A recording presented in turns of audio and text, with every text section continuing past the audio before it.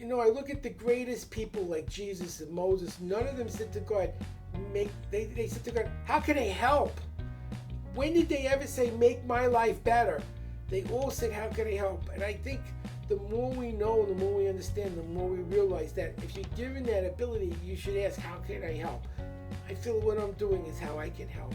I know that I can help a normal person do some extraordinary things, and I'm hoping that I can reach as many people as possible, and that can make an impact. I look at Jesus. Now I'm a Jew, but I look at Jesus. He only had 12 people. Look where they got it. They did a pretty good job spreading that idea out there. You don't need everybody. You need the thinkers. You need the leaders. You need the people who want to be successful, and they can bring it down to everyone else. I was on Cavuto and I read the healthcare bill. There's 3 of them. First one was the Senate bill. I believe it was 1,500 pages, and I read it in 50 minutes. The second one was 2,000 pages. It's the House version, and it was 58 minutes. And the last one was the joint version where they combined. It was 2,600 pages, and it took 90 minutes. We can create a variety of emotional states that are critical to your professional and educational success and trigger them when we need them. If you know the numbers right now, 90% of high school graduates cannot write a paragraph. 38% of seniors can't read at the 8th grade level, and 28% can't count. And that's a big part of the problem in this country. We've got more people who are illiterate in this country than Canada has people. Now the third skill I want to talk about is emotional intelligence. And this is very important. The state you're in when you're learning is the state you need to be in when you use the information. That's what emotional intelligence is.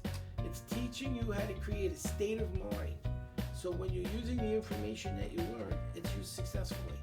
Most people don't do that. You study at home, you're in your slippers, you're having cocoa, you're very relaxed, and you go in the test room. And it's sterile, and it's cold, and it's scary, and your state of mind completely shifts. You don't remember anything you learned until you leave the test room and go back to your safe space. And suddenly all the stuff you couldn't remember comes back flooding your mind. Like, how come I couldn't remember this 3 hours ago? Your state changed. We don't teach thinking. We give information out and we expect them to parrot back what you gave them without knowing what they just said. Half the kids give the answers on tests not even knowing what the answer means. Our kids understood what they did. It was essays. You can't do that on an essay. You can't pick which of the following causes disease. Bacteria. Great. What's a bacteria? I don't know. Causes disease. That's what you're seeing in school today. Our kids didn't do that. They had to actually write an essay on what a bacteria and how do they cause disease and understand it. And then you're going to have smart people who can think. Again, go to 2timesfasternow.com to get started. I hope that you found this helpful and a little different.